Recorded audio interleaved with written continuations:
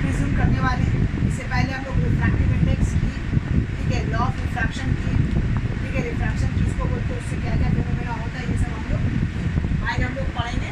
Refraction of light, मैंने refraction of light prism में कैसे होता है, प्रिज्म क्या होता है हम लोग जानेंगे सबसे पहले, ठीक है। तो ये जानते हैं प्रिज्म होता क्या है। तो देखिए प्रिज्म एक ट्रांसपेरेंट मीडियम, ये क्या है, 5 साइडेड ट्रांसपेरेंट मीडियम है, ठीक है, जिसमें आपका सामने का जो पोर्शन होता है दैट इज रिफ्लेक्टिंग सरफेस होता है, ठीक है। It look like that, I will show you how it will look. इस तरीके से ट्रायंगल बनाएंगे, यहाँ से ऐसे खींचेंगे, ठीक है, यहाँ से एक लाइन लेंगे, यहाँ यहाँ ऐसे, ठीक है, और इसको यहाँ। तो ये आपका एक क्या हो गया, प्रिज्म हो गया। तो प्रिज्म में देख सकते हैं, ठीक है, ये सामने का पोर्शन है, ये पीछे का पोर्शन है। तो प्रिज्म क्या होता है, ट्रांसपेरेंट मीडियम होता है which is bounded by 5 sided, ठीक है। प्रिज्म क्या है, ट्रांसपेरेंट मीडियम है जिसका 5 साइड होता है। आप लोग देख सकते हैं, देखिए एक यहाँ, एक पीछे वाला 2, एक यहाँ 3, एक उधर 4 और नीचे का 1, 5, ठीक है। ये जो सामने का जो है, this is line, this line is called base of the prism. ये क्या होता है, बेस ऑफ द प्रिज्म, ठीक है। और यहाँ पे एक एंगल बनता है जिसको हम लोग बोलते हैं, एंगल ए से रिप्रेजेंट करते हैं जनरली, इसको हम लोग बोलते हैं एंगल ऑफ प्रिज्म, ठीक है। और ये पार्ट जो देख रहे हैं सामने का जो पोर्शन है, this is called refracting surface. एक उधर भी ये जो है, इसको हम लोग बोलेंगे रिफ्रैक्टिंग सरफेस,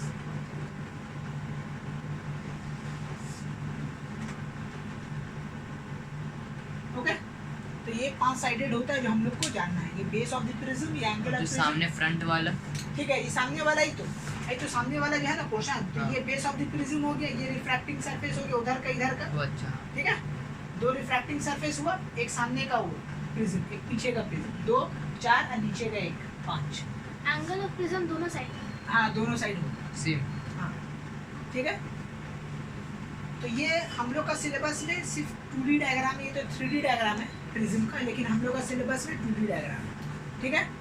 तो आई होप सो प्रिज्म क्या आप लोगों को समझ में आ गया, लिखने का जरूरत नहीं, हम ऐसे ही ओरली बोल दे रहे हैं कि prism is a transparent medium, okay, which have bounded by a 5, ठीक है, bounded by a 5 surface, okay. हम लोग बोल देंगे it's a transparent refracting medium bounded by a 5 plane surface, okay. चलिए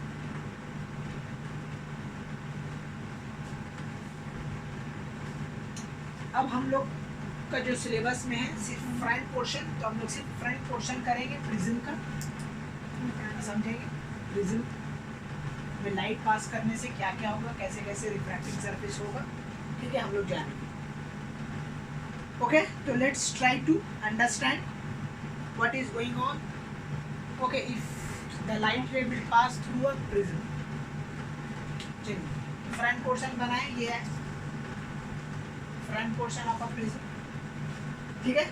अब यहाँ से हम एक लाइट रेस पास कर रहे हैं इस तरीके से, देखिए आप लोग क्या करें, उसके बाद देखिए ये लाइट रेज यहाँ से पास हुआ, देखिए लाइट रे जब भी पास हुआ, ये प्रिज्म है तो इसके ऊपर नॉर्मल बनेगा, ठीक है। नॉर्मल कैसे बनाएंगे, देख लीजिए, ऐसा अगर सरफेस है तो नॉर्मल ऐसा पड़ेगा इसमें, राइट।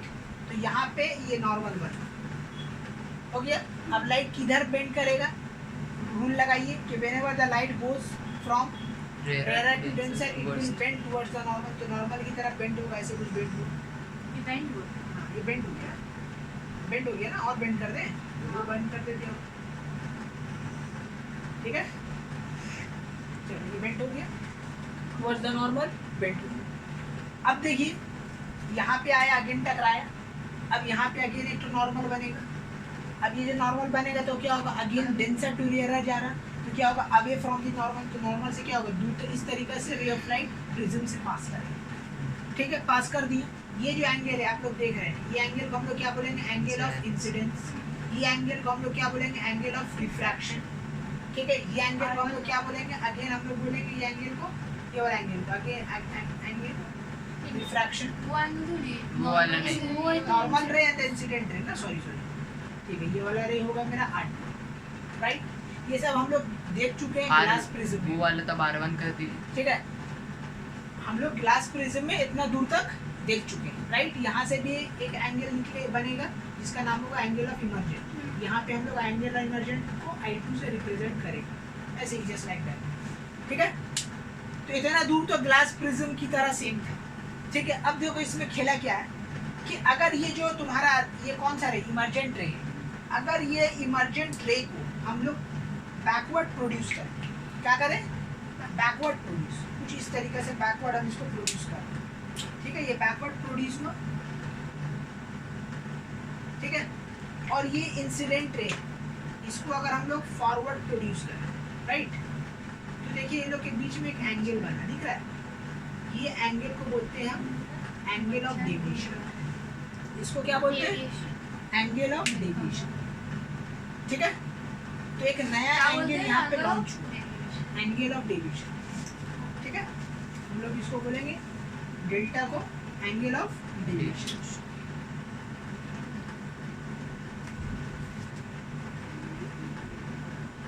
क्योंकि ये डेविएट होने के कारण हुआ, इसीलिए इसका नाम पड़ा एंगल ऑफ डेविएशन। तो एंगल ऑफ डेविएशन होता क्या, यहाँ से हम लोग को एक नया टर्म पता चला, ठीक है।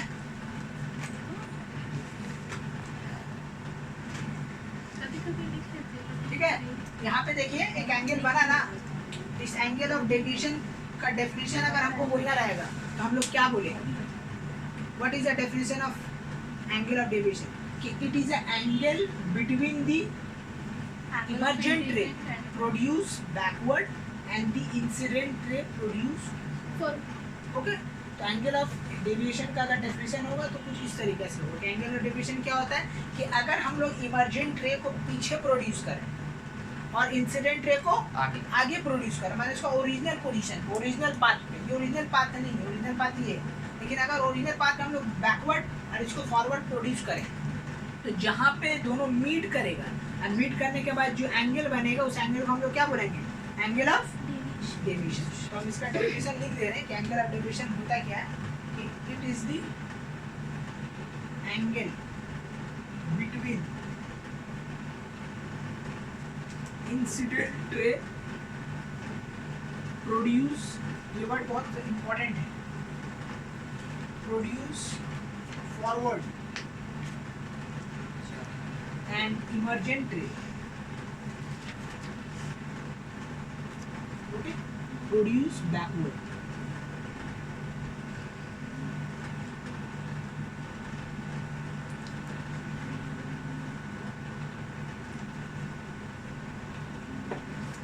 ओके, चलिए ये है तुम्हारा एंगल ऑफ डेविएशन का। प्रिज्म में एक नया एंगल मिला हम लोग को, ये साइड में बनेगा, साइड में होगा, नहीं यहाँ पे, हाँ ये है इस एंगल, ओके। तब देखो हम लोग इससे पहले ग्लास स्लैब में ये सब बात नहीं था, लेकिन एंगल ऑफ प्रिज्म में, ठीक है, हम लोग देखा यहाँ पे एक नया चीज हम लोग को एंगल मिला। वो कब मिला, जब हम लोग इंसिडेंट रे और इमर्जेंट रे को बैकवर्ड और फॉरवर्ड हम लोग प्रोड्यूस कराएं, ठीक है। तो इसका डेफिनेशन भी उस तरीके से बन गया। इसको अगर डायग्राम आपका माइंड में रहेगा ना तो आप आसानी से बना सकते हैं कि एंगल ऑफ डेविएशन होता है क्या, the angle between the incident ray produce forward and the emergent ray produce backward, okay, in a prism. तो हम लोग बोलेंगे हाँ यहाँ पे बनेगा ये एंगल जो होगा, this delta is known as angle of deviation, this delta is known as angle of deviation, yes, पहले वाला नहीं। ठीक है। वो भी हो सकता है, वो भी होगा, लेकिन ये इसका ऑल्टरनेट एंगल के थ्रू होगा, बताएंगे आगे बढ़ेंगे, ठीक है। वो भी हो हर तरफ, कोई ऐसा बात नहीं, ठीक है। चलिए वहाँ भी दे सकते हैं, एंगल कहीं भी बनेगा, वो जितना एंगल कहलाएगा सबका सब क्या कहलाएगा, emergent ray, deviation, angle of deviation. Emergent ray, हाँ emergent ray, yes, emergent ray लिखिए, this is ray, emergent ray produce backward, okay, this is called angle of deviation, ठीक है। तो एंगल ऑफ डेविएशन आप लोग को समझ में आ गया। अब इससे रिलेटेड बहुत सारा फार्मूला, छोटा छोटा फार्मूला वो हम लिख दे रहे, इसका डेरिवेशन भी, उतना डेरिवेशन जानने का ज़रूरत नहीं, हम लोग का सिलेबस में नहीं है, ठीक है। इतना तो आप लोग को पता है, ठीक है, इसको हम मिटा दे रहे हैं। बहुत सारा इन्फॉर्मेशन तो हम क्लास स्लैब में लिखा है, तो वो लॉजिक यहाँ भी लगेगा, ठीक है। एक चीज आप लोग को हम बता दे रहे हैं यहाँ पे, ये तो एंगल ऑफ प्रिज्म, ये है एंगल ऑफ क्या है, प्रिज्म, ठीक है।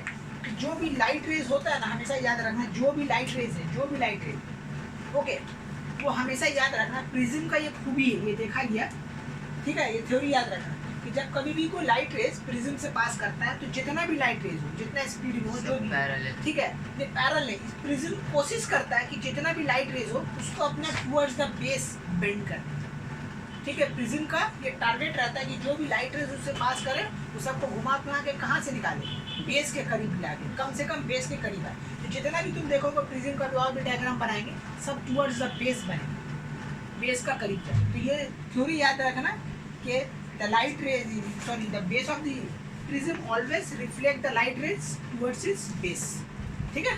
ये बात याद रखना, प्रिज्म हमेशा जो है, जो भी लाइट रेज पास करेगा वो हमेशा टुवर्ड्स द बेस बेंड करने का कोशिश करता है, ठीक है।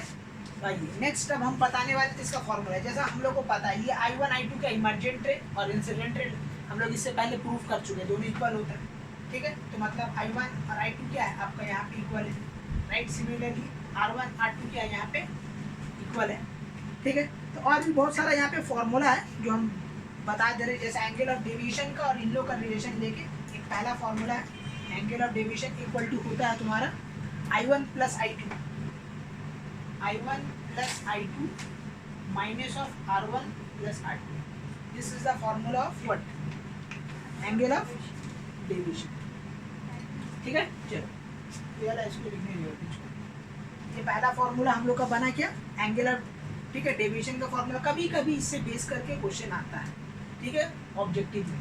एंगल आपको दो एंगल दे दिए, इंसिडेंट रे सब दे दिए, एंगल ऑफ रिफ्रैक्शन आपको बोलेगा एंगल ऑफ डेविएशन निकाल, ठीक है। एक और फॉर्मूला है एंगल ऑफ बेस को लेके, मैंने A इक्वल टू होता है तुम्हारा R1 plus R2, angle of base angle of prism, sorry angle of prism, ठीक है। एंगल का सिंबल दे दिया। वो एक ही। चलो तीसरा नंबर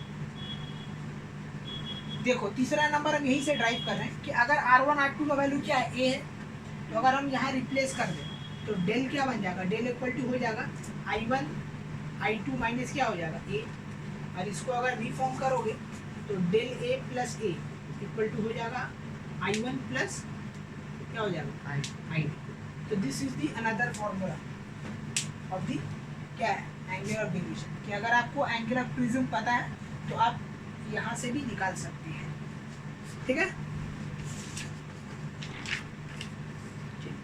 तो ये है तुम्हारा एंगल ऑफ डेविएशन का कहानी।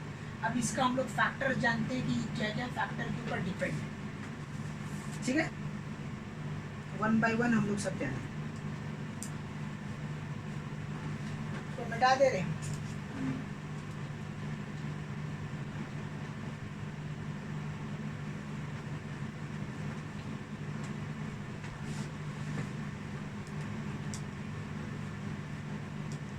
एंगल ऑफ डेविएशन समझ में आ गया, तो क्या है इसका डेफिनेशन, कि इंसिडेंट रे को हम लोग फॉरवर्ड प्रोड्यूस करेंगे और इमर्जेंट रे को बैकवर्ड, तो ये लोग दोनों के बीच में जो एंगल बनेगा वो एंगल को हम लोग क्या बोलेंगे, एंगल ऑफ डेविएशन, ठीक है, एंगल ऑफ डेविएशन।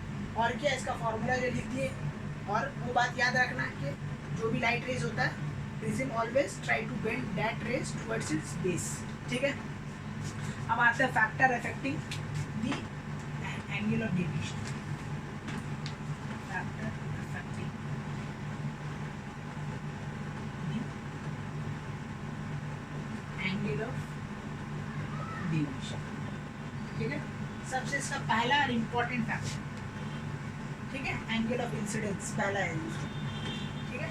पहला इफेक्ट करता है किसके ऊपर, एंगल ऑफ इंसिडेंस के ऊपर, ओके। दूसरा होता है तुम्हारा किसका बोलो, रिफ्रैक्टिव इंडेक्स की। तीसरा होता है एंगल ऑफ प्रिज्म,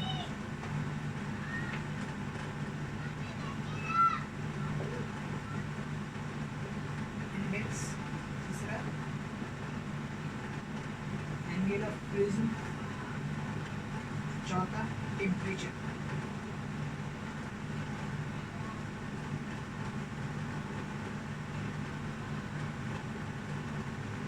ठीक है, ये चार फैक्टर के ऊपर एंगल ऑफ डेविएशन डिपेंड करता है। तब हम लोग देखेंगे कि एंगल ऑफ डेविएशन बढ़ाने से उसमें क्या चेंजेस आ रहा, ठीक है। जैसा इसमें था ना, हम लोग पढ़े थे पीरियोडिक टेबल में, हाँ तो उसी यहाँ भी है एंगल ऑफ डेविएशन जैसा आयनाइजेशन एनर्जी किसके ऊपर डिपेंड करता था, वो सब देखा था, बढ़ाने से क्या कर रहा। तो यहाँ कोई खेला है कि एंगल ऑफ इंसिडेंस बढ़ाने से इसमें क्या चेंजेस आ रहा है, वी विल सी, ठीक है। रिफ्रैक्टिव इंडेक्स चेंज करने से क्या होगा हम लोग देखेंगे वन बाय वन।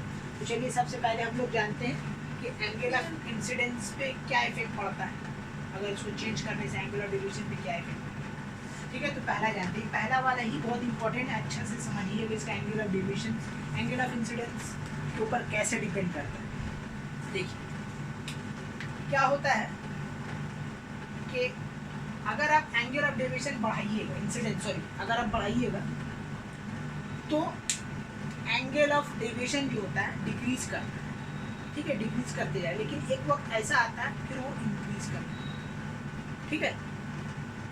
तो अगर इसका एंगल ऑफ इंसिडेंस का फैक्टर इफेक्टिंग तो हम लोग क्या बोलेंगे कि on increasing the angle of incidence the angle of deviation is decreases first and then it is start increasing. है इसका पहला इफेक्टिंग, हम लोग यही बात बोलेंगे, ठीक है। इसका पॉइंट बोलेंगे on increasing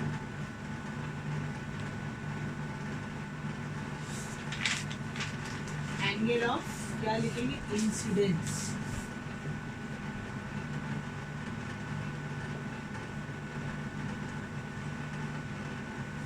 incidence angle of deviation, angle of deviation first decreases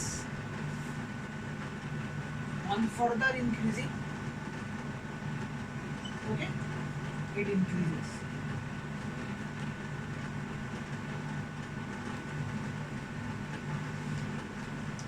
ये है कहानी, ठीक है।